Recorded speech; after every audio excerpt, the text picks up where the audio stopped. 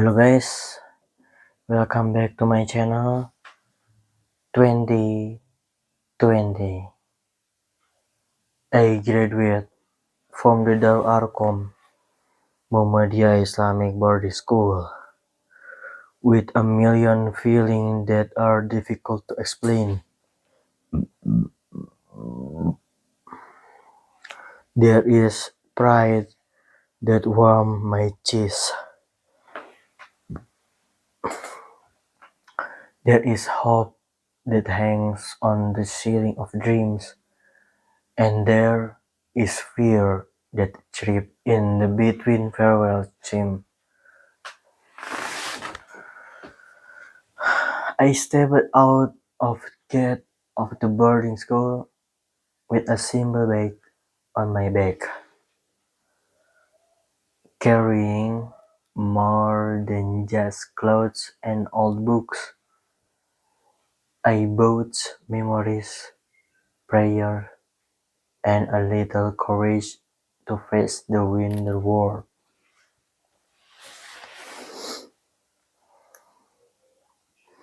However, the outside world turned out to be colder than I imagined. When I set foot outside the boarding school, the COVID-19 pandemic had spread throughout the country.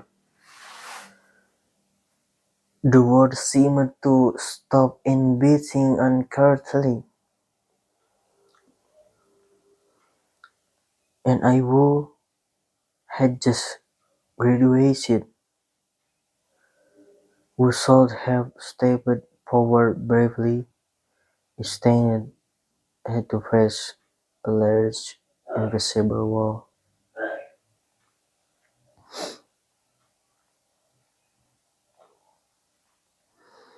I turned. I returned home. I back home, greeted my horrific news about increase in death toll, about the deserted streets, about people who had lost their jobs. Me, I was a just young man who had just finished memorizing several chapters of the Quran, who is still unfamiliar with the reality of the winter world.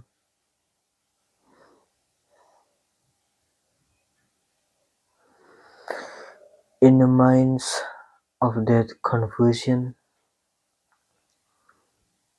I made a big decision. I wanted to be independent. I wanted to have my own vehicle. I wanted to feel the for freedom that I had only heard about from my friend. I started selling all of used stuff. I had old books, clothes, then were the small, even some childhood items.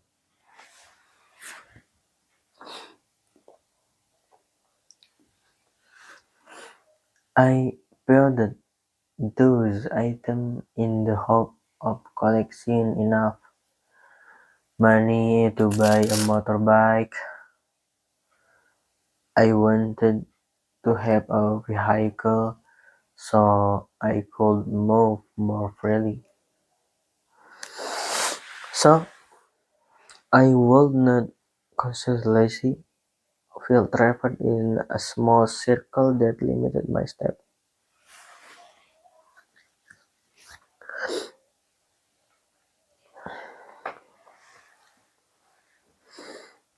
I browsed Instagram looking for a used motorbike that fit my limited saving. I found one that looked good. The price was affordable. The photos were confusing, and the seller summoned the honest in our conversation without thinking. I sent 2 million rupiah as a deposit. I waited with great anticipation, imagining what it would be like to ride that motorbike for the first time, to feel the wind blowing against my face as I drove down the street. But that hope was just an illusion. Oh my god, the motorbike never came. Never came. I was treated 2 million rupiah, an amount that might sound small to some people, but to me it was the result of hard work and hope that was shattered in an instant.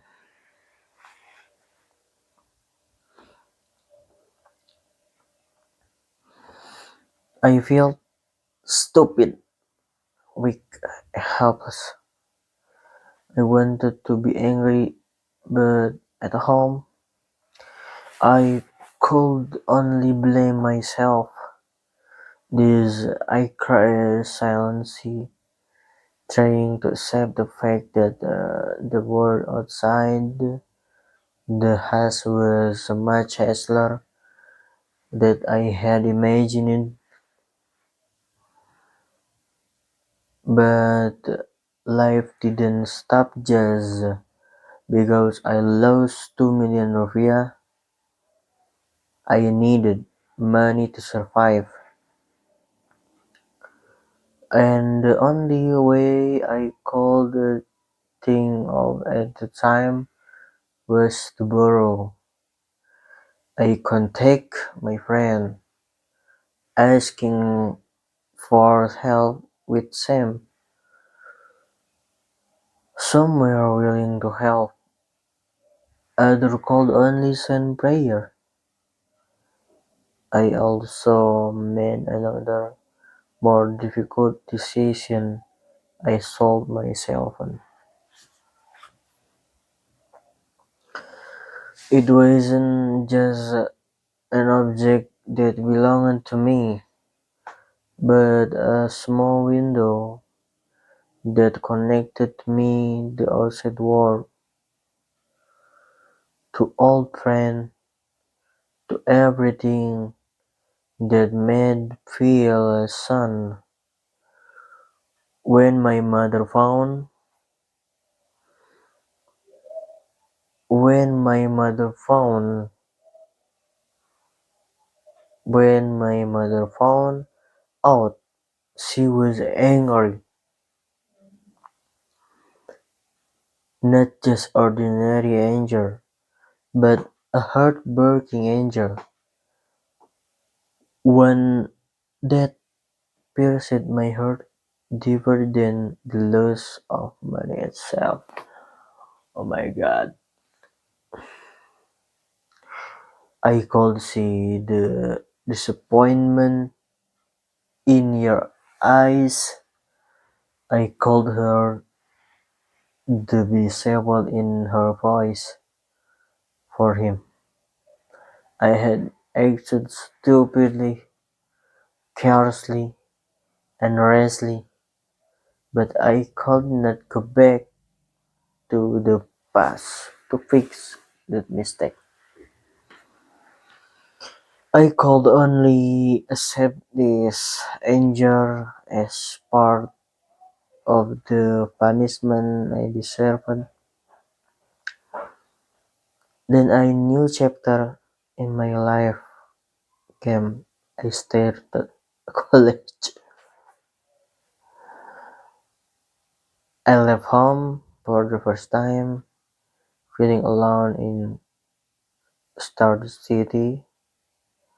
I boarded in a small room with silent walls, without the sound of the call to prayer howling from the pondok mosque, with a friend or usually a joke around in the porch. I was alone. I was alone, and the loneliness was more terrible than I had ever imagined. The nights feel long, the day feel lonely, and the outside world feel too crowded. A pondok chilled me. For the first time in my life, I feel how quiet life has without the limitation of the pondok. There was no more congregational prayer schedule to follow. No, no more again memorization of submit every morning, every week, every wake up, every night. I was free, but that freedom came with a price. I had to learn to manage myself, had to face the world with its complexities. On my night that feel heavier than usually, I did something I never thought I would do. I drank. Not because I wanted to rebel, not because I wanted to forget I know who I was. I just about because I just wanted to know, wanted to feel what I was like a be part of a world that I had always felt so far.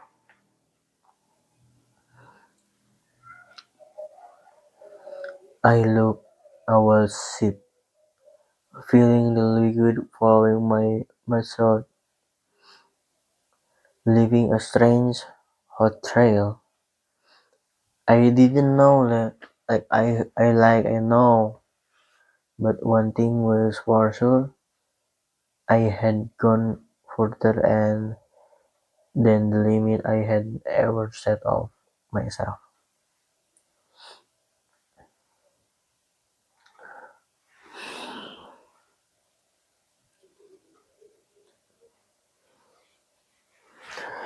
I didn't know if this was the beginning of for the end, but what it, I did know was that my life had changed. I was no longer a boarding school kid who only knew the world within the walls of the boarding school.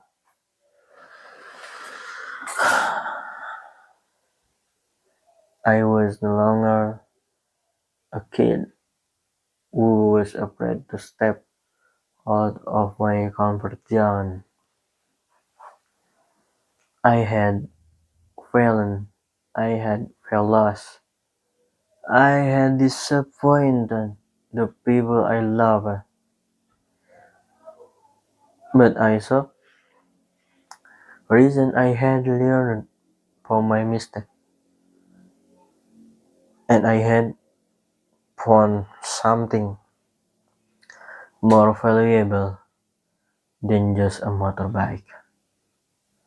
2 million rupiah. I had found myself with all my shortcomings and imperfections. Life was still long, and I knew that this was just the beginning. Thank you for watching, and don't forget to like, comment, and subscribe. See you tomorrow time.